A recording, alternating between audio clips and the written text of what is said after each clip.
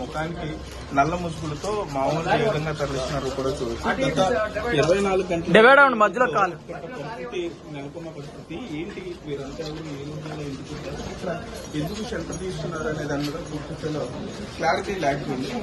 ఇప్పటివరకు ఇది ఏ రోజుల్లో